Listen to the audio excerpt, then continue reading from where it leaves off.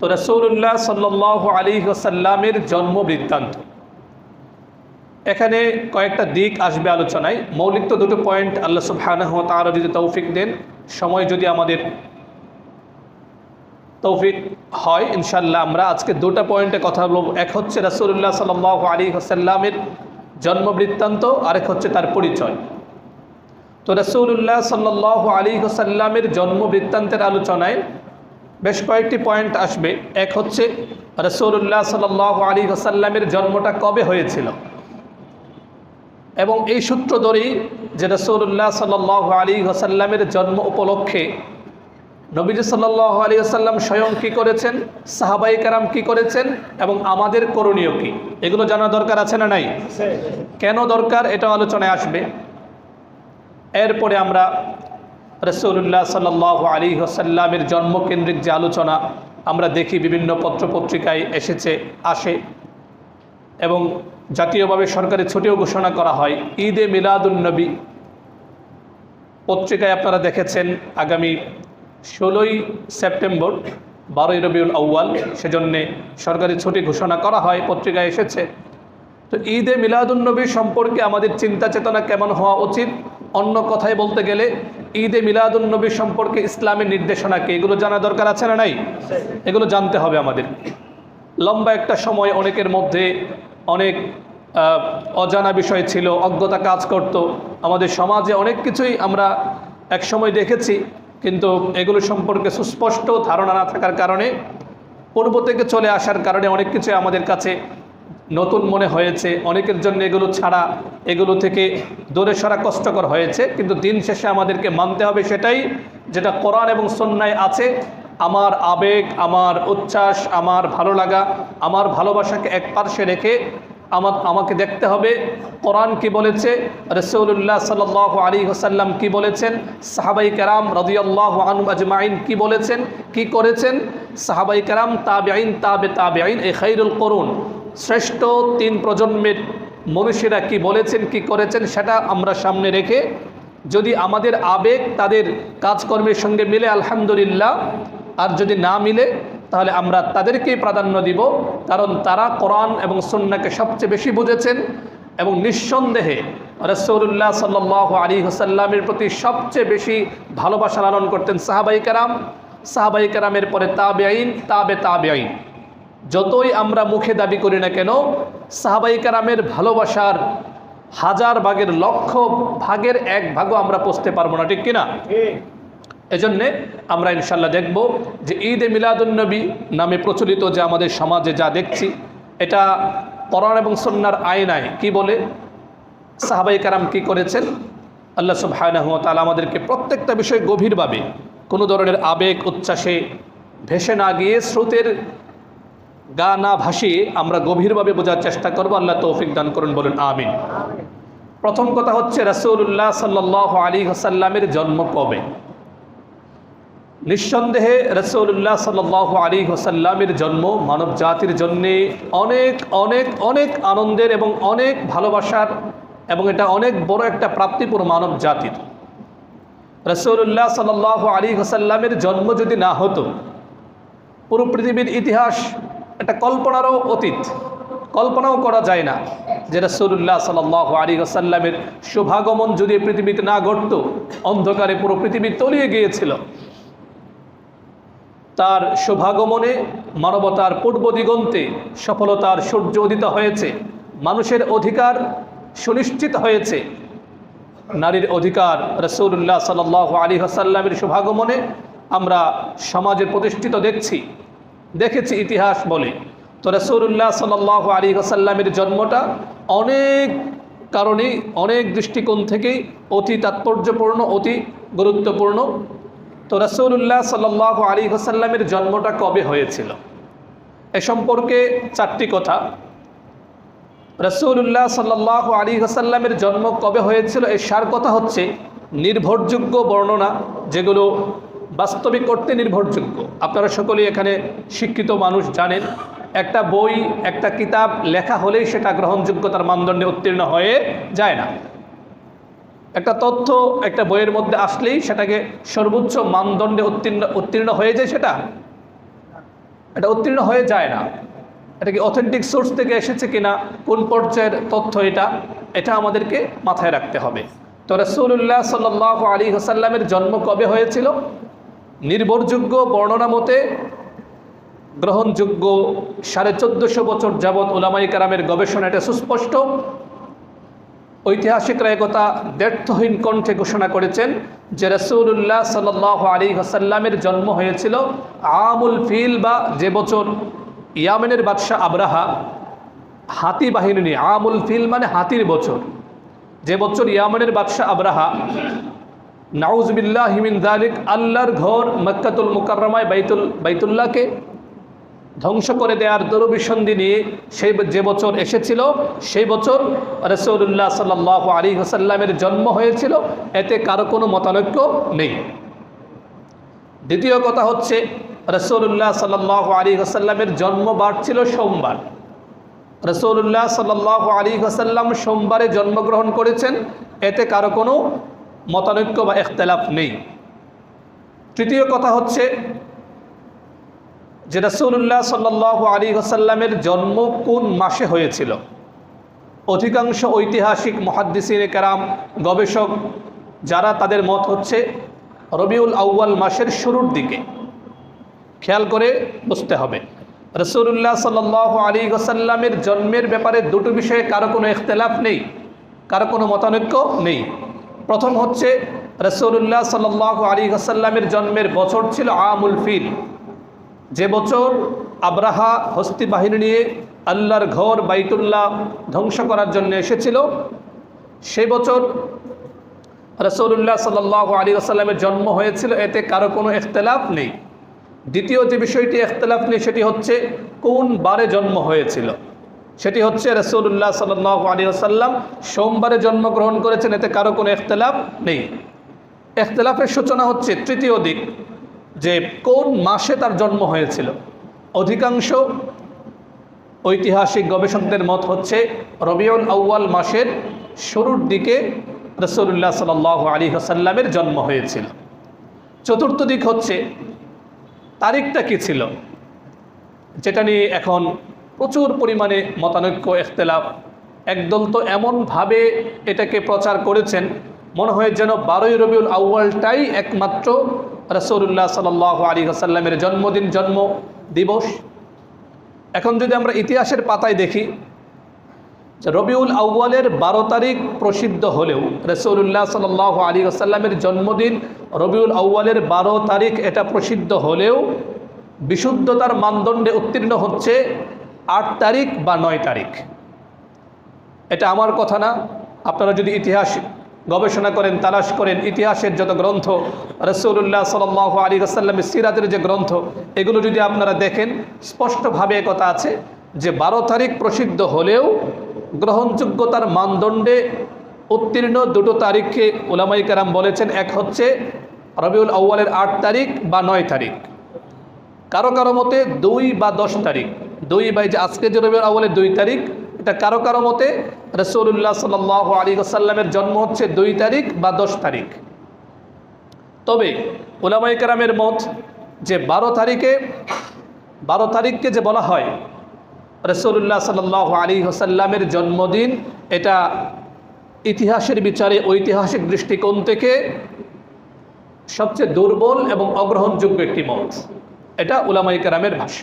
সার কথা, রাসূলুল্লাহ সাল্লাল্লাহু আলাইহি ওয়াসাল্লামের জন্ম কিবারে, কোন তারিখে হয়েছিল, এর মধ্যে সবচেয়ে প্রসিদ্ধ তারিখ হচ্ছে 8 বা 9 তারিখ। কারো কারো মতে 2 তারিখ বা 10 তারিখ হতে পারে। আর প্রসিদ্ধ যে 12 তারিখ, এটা ইতিহাসের মানদণ্ডে উত্তীর্ণ না, বরং কারো কারো মতে হচ্ছে সবচেয়ে অগ্রহণযোগ্য এবং দুর্বল মত হচ্ছে রবিউল আউয়ালের 12 তারিখ। তো সার কথা, রাসূলুল্লাহ সাল্লাল্লাহু আলাইহি ওয়াসাল্লামের জন্মের বছর নিয়ে সবাই একমত, আমুল ফিল বা হাতির বছর হয়েছিল। দিন নিয়ে, বার নিয়ে কোনো ইখতিলাফ নেই, সবার মতেই রাসূলুল্লাহ সাল্লাল্লাহু আলাইহি ওয়াসাল্লাম জন্মগ্রহণ করেছেন সোমবারে। তৃতীয় কথা, কোন মাসে জন্মগ্রহণ করেছিলেন, অধিকাংশ ঐতিহাসিকের মত, গবেষকদের মত হচ্ছে রবিউল আউয়ালের শুরুর দিকে। চতুর্থ কথা হচ্ছে যে কোন তারিখে হয়েছিল, এগুলো স্পষ্ট করে দিচ্ছে যেন কারো কাছে অস্পষ্টতা না থাকে। এরপরেও যদি আরও দলিল প্রমাণ কারো জানার আগ্রহ থাকে আসবেন, ইনশাল্লাহ বলে দিব। চতুর্থ কথা হচ্ছে রবিউল আউয়ালের 12 তারিখ প্রসিদ্ধ হলেও গ্রহণযোগ্যতার মানদণ্ডে 8 বা 9 তারিখ সবচেয়ে বেশি গ্রহণযোগ্য। এছাড়া কেউ কেউ বলেছেন 2 তারিখ বা 10 তারিখ। তবে 12 তারিখটা প্রসিদ্ধ হলেও সেটা খুব বেশি মানদণ্ডে উত্তীর্ণ হয় না গ্রহণযোগ্যতায়, সেটাকে সর্বোচ্চ পর্যায়ে রাখা যায় না, বরং কারো কারো মতে সেটা একেবারে অগ্রহণযোগ্য এবং দুর্বল মত। তো এক্ষেত্রে যেটা বোঝা যায় যে তারিখের বিষয়ে সুনিশ্চিতভাবে কোনো একটি নির্দিষ্ট করা প্রায় অসম্ভব, কারণ এটা তো নতুন করে আর এমন কোনো কিছু বের করার কোনো সুযোগ নেই। 1450 বছর ধরে গবেষণা চলছে, এক একজন এক এক রকম মত দিচ্ছেন। তো সুনিশ্চিতভাবে কোনো একটি দিনকে, কোনো একটি তারিখে নির্ধারণ করা মুশকিল। আমরা সকলেই বুঝি যখন একটা বিষয়ে ইখতিলাফ হয়, মতানৈক্য হয়, তখন তার যে মান একটু নিচে চলে আসে, কিন্তু যেখানে কোনো ইখতিলাফ নেই সেটার মান অনেক উপরে চলে যায়। তো এই হচ্ছে রাসূলুল্লাহ সাল্লাল্লাহু আলাইহি ওয়াসাল্লামের জন্ম তারিখ সম্পর্কে সংক্ষিপ্ত সার কথা। এখন আমরা যদি হাদিসের কিতাবগুলোতে দেখি, এই যে ইখতিলাফ, প্রথমে বলেছিলাম দুইটা বিষয়ে কোনো ইখতিলাফ নেই, আমুল ফিল হাতির বছর আর হচ্ছে সোমবার। এজন্যে বিখ্যাত মুহাদ্দিস যারা, তাদের মধ্যে ইমাম আবু ঈসা মুহাম্মদ ইবনে ঈসা ইবনে সাওরা তিরমিজি রাহিমাহুল্লাহ, যিনি ইমাম তিরমিজি রাহিমাহুল্লাহ নামে প্রসিদ্ধ, তিনি তার গ্রন্থে তিরমিজি শরীফে রাসূলুল্লাহ সাল্লাল্লাহু আলাইহি ওয়াসাল্লামের জন্ম অধ্যায়ে, জন্মের বৃত্তান্ত আলোচনা অধ্যায়ে তিনি স্পষ্ট ভাষায় তিনি বলেছেন যে রাসূলুল্লাহ সাল্লাল্লাহু আলাইহি ওয়াসাল্লাম আমুল ফিলে জন্মগ্রহণ করেছেন। বাস, যেহেতু বাকি বিষয়গুলো মতানৈক্যপূর্ণ, ইখতিলাফপূর্ণ, সেজন্য অন্য বিষয় তিনি জাননি। এমনিভাবে ইমাম আবু জাফর আহমদ ইবনে মুহাম্মদ আত-তাহাবী রাহিমাহুল্লাহ, তিনি শরহ মুশকিল আসারে, অনুরূপভাবে ইমাম শামসুদ্দিন মুহাম্মদ ইবনে কাইয়িম আল-জাওজিয়া রাহিমাহুল্লাহ, তার বিখ্যাত সিরাত গ্রন্থ জাদুল মাআদ ফি হাদি খায়রিল ইবাদ, সেখানেও তিনি এই রাসূলুল্লাহ সাল্লাল্লাহু আলাইহি ওয়াসাল্লামের জন্মের বৃত্তান্ত আলোচনা করতে গিয়ে তিনি স্পষ্ট ভাষায় বলেছেন যে রাসূলুল্লাহ সাল্লাল্লাহু আলাইহি ওয়াসাল্লাম আমুল ফিলে জন্মগ্রহণ করেছেন। তাই এ ব্যাপারে ইনসাফ বা যথার্থ কথা হচ্ছে যে রাসূলুল্লাহ সাল্লাল্লাহু আলাইহি ওয়াসাল্লামের জন্ম কবে হয়েছে এ বিষয়ে আমরা যেটা ধারণা রাখবো সেটা হচ্ছে আমুল ফিল, হস্তি বাহিনীর বছর, রবিউল আউয়াল মাসের শুরুর দিকে সোমবার। বাস, এটা হচ্ছে সার কথা এবং এটাই হচ্ছে শক্তিশালী অভিমত। দ্বিতীয় কথা হচ্ছে যে রাসূলুল্লাহ সাল্লাল্লাহু আলাইহি ওয়াসাল্লামের জন্ম তারিখ উপলক্ষে বা জন্ম উপলক্ষে আমাদের করণীয় কি, আমরা কি করব। সমাজে তো আমরা অনেক কিছুই দেখি, অনেক কিছুই হচ্ছে, আমাদের চোখ কান খোলা, আমরা দেখছি। তো রাসূলুল্লাহ সাল্লাল্লাহু আলাইহি ওয়াসাল্লামের জন্মদিন উপলক্ষে আমাদের কি করা উচিত, বা অন্য কথায় বলতে গেলে স্বয়ং রাসূলুল্লাহ সাল্লাল্লাহু আলাইহি ওয়াসাল্লাম তার জন্মদিন উপলক্ষে কি করেছেন। এক্ষেত্রে সহিহ মুসলিম শরীফের 1162 নম্বর হাদিসটি আমরা দেখতে পারি, সহিহ হাদিস, বিখ্যাত সাহাবী আবু কাতাদা রাদিয়াল্লাহু তাআলা আনহু থেকে বর্ণিত। তিনি বলেন, আন রাসূলুল্লাহ সাল্লাল্লাহু আলাইহি ওয়াসাল্লাম সুইলা আন সাওমি ইয়াউমিল ইথনাইন, রাসূলুল্লাহ সাল্লাল্লাহু আলাইহি ওয়াসাল্লামকে প্রশ্ন করা হলো, ইয়া রাসূলুল্লাহ, ইয়া হাবিবাল্লাহ, যে আপনি সোমবারে কেন রোজা রাখেন। তখন নবী করিম সাল্লাল্লাহু আলাইহি ওয়াসাল্লাম বললেন, ফিহি বুলিদতু ওয়া ফিহি উনজিলা আলাইয়া, যে আমি সোমবারে রোজা এজন্য রাখি যে সোমবারে আমার জন্ম হয়েছে এবং এই সোমবারে আমার উপর ওহী আসা শুরু হয়েছে, কোরআন নাজিল শুরু হয়েছে। সুবহানাল্লাহ। হাদিস থেকে আমরা কি বুঝলাম, রাসূলুল্লাহ সাল্লাল্লাহু আলাইহি ওয়াসাল্লাম তার জন্মবার সোমবারে রোজা রাখতেন এজন্যে যেহেতু তার জন্ম হয়েছে। দ্বিতীয় আরেকটি কারণ রাসূলুল্লাহ সাল্লাল্লাহু আলাইহি ওয়াসাল্লাম সোমবারে রোজা রাখতেন, সেটা হচ্ছে এই কারণে যে সোমবারে আল্লাহ সুবহানাহু ওয়া তাআলার কাছে বান্দার আমল উত্থিত হয়। ইমাম তিরমিজি রাহিমাহুল্লাহ তার শামাইল গ্রন্থে হাদিসটি এনেছেন, হাদিস নাম্বার 288। সাহাবী আবু হুরায়রা রাদিয়াল্লাহু তাআলা আনহু থেকে বর্ণিত, তিনি বলেন, রাসূলুল্লাহ সাল্লাল্লাহু আলাইহি ওয়াসাল্লাম ইরশাদ করেন, তুরাদুল আ'মালু ইয়াউমাল ইথনাইন ওয়াল খামিস ফাউহিব্বু আন ইউরাদ আমালি ওয়া আনা সাইম।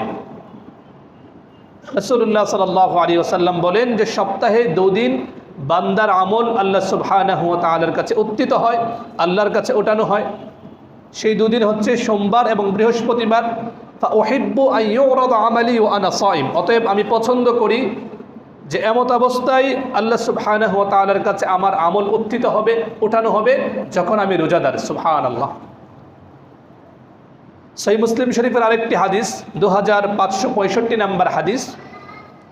এই হাদিসটি আবু হুরায়রা রাদিয়াল্লাহু আনহু থেকে বর্ণিত। রাসূলুল্লাহ সাল্লাল্লাহু আলাইহি ওয়াসাল্লাম বলেন, তুফতাহু আবওয়াবুল জান্নাতি ইয়াউমাল ইসনাইন ওয়া ইয়াউমাল খামিস, যে জান্নাতের দরজাগুলোকে সপ্তাহে 2 দিন খুলে দেওয়া হয়, এর মধ্যে একটি দিন হচ্ছে সোমবার আর একটি হচ্ছে বৃহস্পতিবার।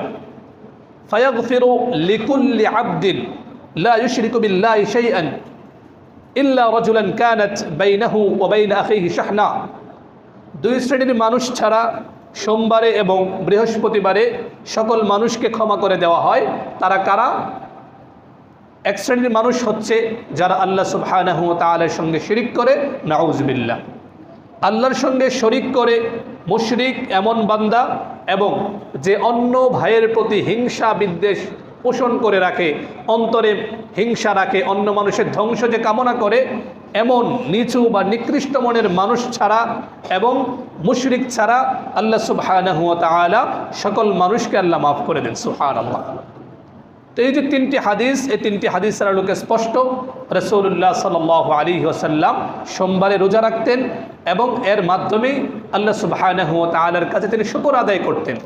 জন্মদিন পালন করতেন মানে কি? তিনি শুকর আদায় করতেন।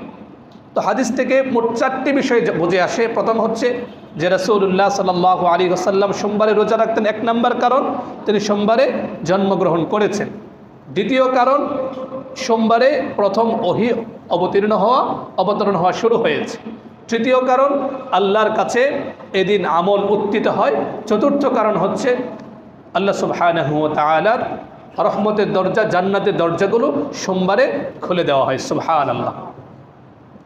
তো তার জন্ম উপলক্ষে রাসূলুল্লাহ সাল্লাল্লাহু আলাইহি ওয়াসাল্লাম সোমবারে রোজা রেখেছেন। এর বাইরে কোরআন দেখুন, হাদিস দেখুন, অন্য কোথাও আপনি খুঁজে পাবেন না যে রাসূলুল্লাহ সাল্লাল্লাহু আলাইহি ওয়াসাল্লাম এই রোজা ছাড়া অন্য কোনো কাজ করেছেন। তো আপনি আমরা যদি পারি রাসূলুল্লাহ সাল্লাল্লাহু আলাইহি ওয়াসাল্লামের প্রতি যদি ভালোবাসা শতভাগ আমি রাখতে পারি, তাহলে আমার জন্য উচিত হচ্ছে বছরে 48 থেকে 54টি রোজা রাখা। কারণ সোমবার গবেষকদের ভাষ্য অনুযায়ী কখনো 48 বা 54টি রোজা আমরা রাখতে পারি। কিন্তু 12 রবিউল আউয়ালকে রাসূলুল্লাহ সাল্লাল্লাহু আলাইহি ওয়াসাল্লাম একটা তারিখ নির্ধারণ করে এদিন বিশেষ কোনো আমল করেছেন, এটা কোরআন এবং হাদিস দ্বারা প্রমাণিত নয়, পাওয়া যায় না। সহিহ হাদিসের আলোকে বিশুদ্ধ বর্ণনা মতে রাসূলুল্লাহ সাল্লাল্লাহু আলাইহি ওয়াসাল্লাম 12 রবিউল আউয়ালে বিশেষ কোনো আমল করেছেন, এটার কোনো প্রমাণ আমরা পাইনি। কোরআন এবং সুন্নাহয় কোথাও এটা পাওয়া যায় না। অতএব এখন যদি কেউ 12 রবিউল আউয়ালকে কেন্দ্র করে এমন কোনো কাজ করে যেটা কোরআন এবং সুন্নাহয় নেই, তাহলে সেটাকে আল্লাহর কাছে গ্রহণযোগ্য হবে? হবে না। আগেই বলেছি, আবেগ, উচ্ছ্বাস, ভালোবাসা, এই সব কিছুকে আমাকে রাখতে হবে রাসূলুল্লাহ সাল্লাল্লাহু আলাইহি ওয়াসাল্লামের সুন্নাহ এবং কোরআনের আয়নায়। যদি দেখা যায় যে সেটা যথার্থ, তাহলে আমাকে আমল করা যাবে, অন্যথায় অবস্থা এমন হবে। একটা উদাহরণ, একটা এক্সাম্পল আমি প্রায় পেশ করি যে সারা রাত একজন লোক মাছ ধরেছে, পিছনে পাত্রের মধ্যে মাছ রাখছে, মাছ রাখার পরে দুঃখজনকভাবে পাত্রের নিচের অংশ নেই, কিন্তু পিছনে রেখে মাছটা ধরে ধরে পিছনে রাখছে। তো সারা রাত সে মাছ ধরার পরে যখন ভোর হলো, চারপাশ আলোকিত হলো, সে যদি তার পাত্র হাতে নিয়ে কোনো মাছ সে খুঁজে পাবে? পাবে না। বিদআত বা রাসূল সাল্লাল্লাহু আলাইহি ওয়াসাল্লাম থেকে প্রমাণিত না, 3 যুগে যেটা ছিল না, এটাকে যদি কেউ সওয়াব মনে করে, নেকি মনে করে কাজ করে, তার এমন সব বরবাদ হয়ে যাবে। সে ভাবছে অনেক কাজ করছে, বাস্তবিক করতে তার কোনো কাজই আল্লাহ সুবহানাহু ওয়া তাআলার কাছে গ্রহণযোগ্য হবে না। তৃতীয় কথা, রাসূলুল্লাহ সাল্লাল্লাহু আলাইহি ওয়াসাল্লামের জন্ম সম্পর্কে আমরা জানলাম। তৃতীয় কথা হচ্ছে, এই যে আমাদের সমাজে প্রচলিত ঈদে মিলাদুন নবী, ঈদ শব্দের শাব্দিক অর্থ হচ্ছে উৎসব, মিলাদ মানে জন্ম, নবী তো আমাদের নবী করিম সাল্লাল্লাহু আলাইহি ওয়াসাল্লাম। ঈদে মিলাদুন নবী মানে রাসূলুল্লাহ সাল্লাল্লাহু আলাইহি ওয়াসাল্লামের জন্ম উপলক্ষে উৎসব করা। রাসূলুল্লাহ সাল্লাল্লাহু আলাইহি ওয়াসাল্লামের জন্ম হয়েছে তা আমরা আনন্দিত, সবাই আনন্দিত। জগৎ জুড়ে সবাই আনন্দের সাগরে আমরা ভাসছি, কারণ রাসূলুল্লাহ সাল্লাল্লাহু আলাইহি ওয়াসাল্লামের জন্ম না হলে আমাদের ইতিহাস এলোমেলো হয়ে যেত, আমরা মানুষ হতে পারতাম না। কিন্তু ঈদে মিলাদুন্নবীকে স্বতন্ত্র একটা ঈদ মনে করা, এটাকে একটা উৎসবের রূপ পরিগ্রহ করে, এটাকে কোনো একটা বিধানের মতো করে বা সুন্নাহ মনে করা, এটার কোনো অস্তিত্ব নেই। রাসূলুল্লাহ সাল্লাল্লাহু আলাইহি ওয়াসাল্লাম জন্মগ্রহণ করেছেন কোনো আনুষ্ঠানিকতা ছাড়া। রাসূলুল্লাহ সাল্লাল্লাহু আলাইহি ওয়াসাল্লামের জন্ম বৃত্তান্ত, এটা নিয়ে আপনি আলোচনা করতে পারেন, এটা নিয়ে আলোচনা করা খারাপ কোনো কিছু না, মুস্তাহাব হতে পারে। কিন্তু এ উপলক্ষে রাসূলুল্লাহ সাল্লাল্লাহু আলাইহি ওয়াসাল্লামের জন্মদিনকে 12 তারিখ নির্ধারণ করে এ উপলক্ষে মিছিল করা, বিশেষ উৎসবের আয়োজন করা, বিশেষ খাবার দাবার আয়োজন করা, এগুলো খায়রুল করুন। রাসূলুল্লাহ সাল্লাল্লাহু আলাইহি ওয়াসাল্লামের যুগে ছিল না, সাহাবায়ে কেরামের যুগে ছিল না, তাবেঈন তাবেঈনের যুগে ছিল না। তবে কখন শুরু হয়েছে? ঐতিহাসিক শামসুদ্দিন ইবনু খাল্লিকান রাহিমাহুল্লাহ তিনি লিখেছেন, তার ইতিহাস গ্রন্থে তিনি লিখেছেন 604 হিজরিতে ইরাকের একটা প্রসিদ্ধ শহর আছে মুসেল শহরের একজন বাদশাহ, যার নাম ছিল মুজাফফরউদ্দিনের নির্দেশে 12ই রবিউল আউয়ালে মিলাদ মাহফিল বা ঈদে মিলাদুন্নবীর উৎসব শুরু হয়েছে। আবার খেয়াল করুন কত সনে? 604 হিজরিতে। তো 604 হিজরির আগে ইসলামের ইতিহাসে কোথাও ঈদে মিলাদুন্নবী নামে আলাদা স্বতন্ত্র কোনো ইবাদত, স্বতন্ত্র কোনো উৎসব, এগুলোর কোনো অস্তিত্ব পাওয়া যায় না। আমরা আগেই বলেছি, যে কাজটি রাসূলুল্লাহ সাল্লাল্লাহু আলাইহি ওয়াসাল্লাম করেননি, যে কাজটি সাহাবায়ে কেরাম রাদিয়াল্লাহু আনহু আজমাইন করেননি, তাবেঈনরা করেননি, তাবেঈনরা করেননি, এমন কাজকে যদি কেউ ইবাদত মনে করে, শরীয়তের অংশ মনে করে, রাসূলুল্লাহ সাল্লাল্লাহু আলাইহি ওয়াসাল্লামের প্রতি ভক্তি ভালোবাসার শরীয়তের অংশ মনে করে যদি কেউ করে, সেটা বেদাত হয়ে যাবে, যে বেদাত জাহান্নামে যাওয়ার কারণ হবে। বলুন নাউজুবিল্লাহ। রাসূলুল্লাহ সাল্লাল্লাহু আলাইহি ওয়াসাল্লাম 1450 বছর আগে উম্মাহকে খুব সতর্ক করে গিয়েছেন যে সাবধান, শিরক থেকে বেঁচে থাকবে এবং বেদাত থেকে বেঁচে থাকবে। প্রসিদ্ধ হাদিস, আমরা প্রায় হাদিসটা শুনি, সহিহ মুসলিম শরীফের বর্ণনা 866 নম্বর হাদিস। রাসূলুল্লাহ সাল্লাল্লাহু আলাইহি ওয়াসাল্লাম ইরশাদ করেন, ফাইন্না খায়রাল হাদিসি কিতাবুল্লাহ, শ্রেষ্ঠ কথা হচ্ছে আল্লাহর কালাম, ওয়া খায়রাল হাদি হাদিয়ু মুহাম্মাদিন সাল্লাল্লাহু আলাইহি ওয়াসাল্লাম, শ্রেষ্ঠ জীবন আদর্শ হচ্ছে রাসূলুল্লাহ সাল্লাল্লাহু আলাইহি ওয়াসাল্লামের জীবন আদর্শ। আর সবচেয়ে নিকৃষ্ট কাজ হচ্ছে মুহদাসাতুহা, নব আবিষ্কৃত বিষয় বেদাত, যেগুলো অস্তিত্ব রাসূলুল্লাহ সাল্লাল্লাহু আলাইহি ওয়াসাল্লামের যুগে ছিল না, তাবেঈন খায়রুল কুরুনে ছিল না, সেগুলোকে শরীয়তের অংশ মনে করে, বারবার বলছি শরীয়তের অংশ। এখন দেখা যাবে আমরা মোবাইল ব্যবহার করছি, ফ্যান ব্যবহার করছি, এগুলোকে বেদাত হয়ে যাবে?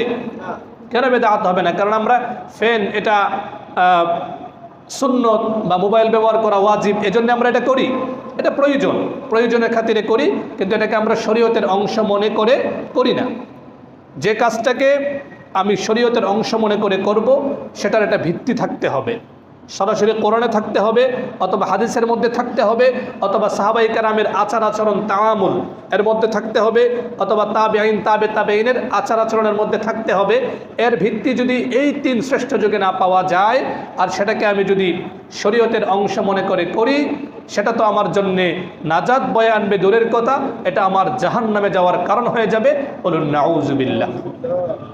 রাসূলুল্লাহ সাল্লাল্লাহু আলাইহি ওয়াসাল্লাম বলেন, ওয়া শাররাল উমুরি মুহদাসাতুহা, নিকৃষ্ট কাজ হচ্ছে নব আবিষ্কৃত বিষয়, ওয়া কুল্লু বিদআতিন দালালা, প্রত্যেকটা নব আবিষ্কৃত বিষয় এটা বেদাত, আর প্রত্যেকটা বেদাত হচ্ছে পথভ্রষ্টতা, ওয়া কুল্লু দালালাতিন ফিন্নার, এবং প্রত্যেকটা বেদাতি মানুষকে জাহান্নামের দিকে নিয়ে যায়। বলুন নাউজুবিল্লাহ। শুরুতে বলেছিলাম একটা কথা, যে সাহাবায়ে কেরাম রাদিয়াল্লাহু আনহুম আজমাইন, তারা রাসূলুল্লাহ সাল্লাল্লাহু আলাইহি ওয়াসাল্লামকে সবচেয়ে বেশি ভালোবেসেছেন। যদি ঈদে মিলাদুন্নবী পালন, রাসূলুল্লাহ সাল্লাল্লাহু আলাইহি ওয়াসাল্লামের জন্মদিন উপলক্ষে বিশেষ খাবারের আয়োজন, বিশেষ উৎসব করা, একটা আয়োজন অন্যরকম একটা অবস্থা তৈরি করা, এটা যদি তার ভালোবাসার বহিঃপ্রকাশ হতো তাহলে আমাদের চেয়ে হাজারো নয়, লক্ষ নয়, কোটি গুণ বেশি ভালোবাসতেন সাহাবায়ে কেরাম রাদিয়াল্লাহু আনহুম আজমাইন।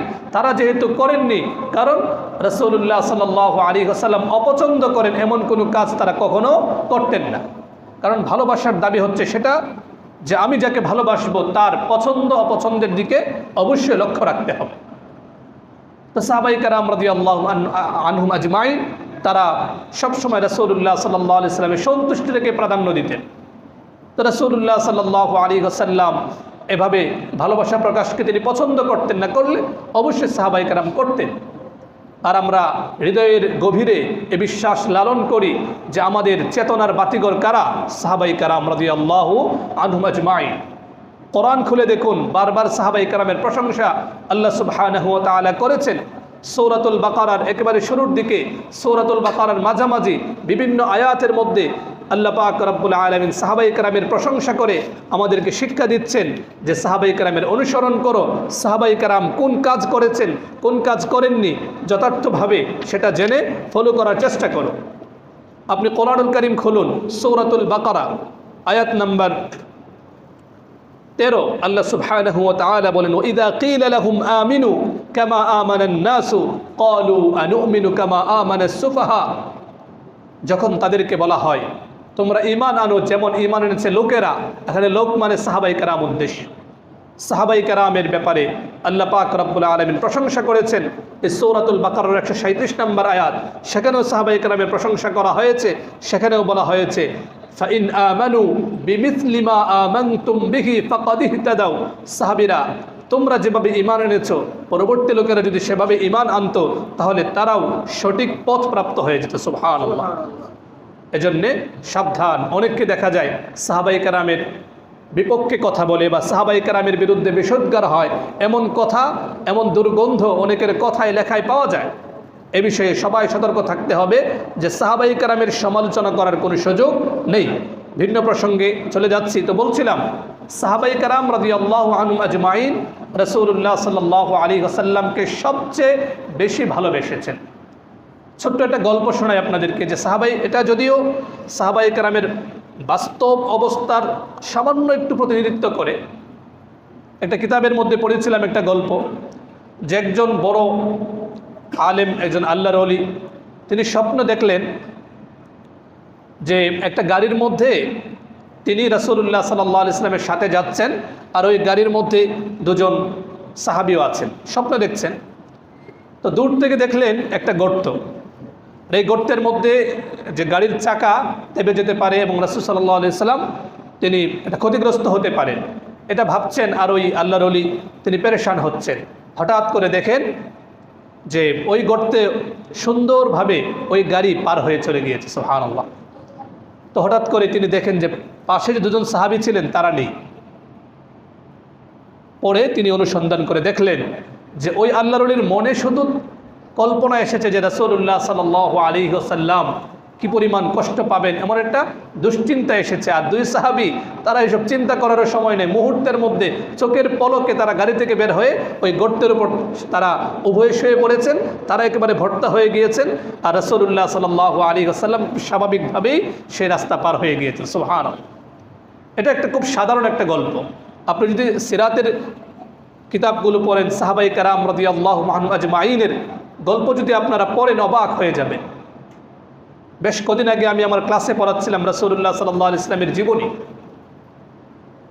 একটা মাসআলা হলো, যদি কোনো ব্যক্তিকে গ্রেফতার করা হয় জীবন বাঁচানোর জন্য এবং তাকে যদি বলা হয় যে তুমি শুধু এই কথাটা বলো যে তোমার পরিবর্তে নাউজুবিল্লাহ রাসূলুল্লাহ সাল্লাল্লাহু আলাইহি ওয়াসাল্লামকে হত্যা করা হচ্ছে, এতটুকু যদি ওই ব্যক্তি শুধু মনে মনে বলে তাহলে এটা হারাম কোনো কিছু না। এক সাহাবীকে এক বদমাশ, এক কাফের গ্রেফতার করেছে।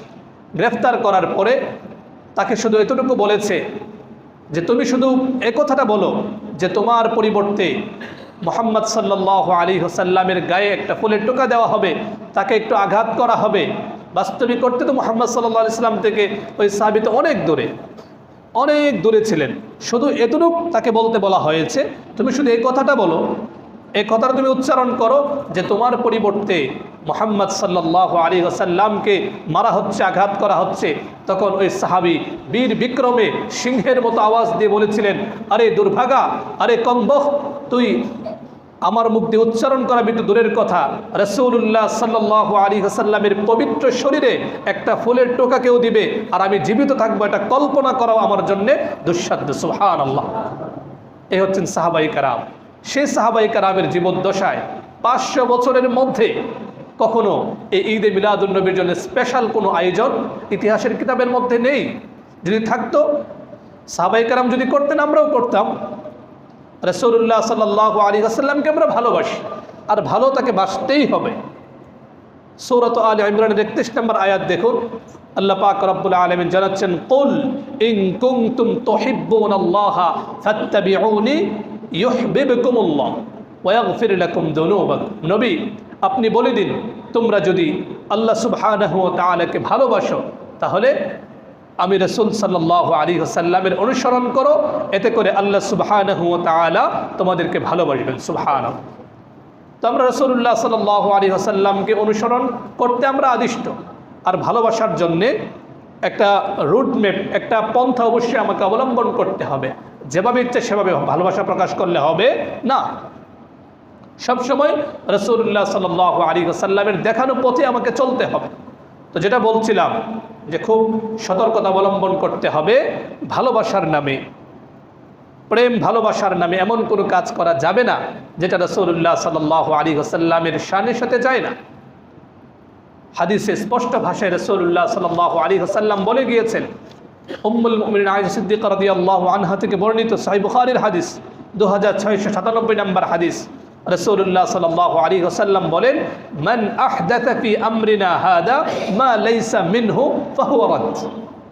ভালোবাসার নামে হোক, প্রেমে হোক, আতিশয্যে হোক, যে যেভাবেই হোক, আমাদের এই শরীয়তের মধ্যে, ইসলামের মধ্যে নিজের পক্ষ থেকে কেউ যদি কোনো কিছু আবিষ্কার করে ফেলে যেটার কোনো ভিত্তি নেই, ফাহুয়া রাদ্দুন, সেটা প্রত্যাখ্যাত।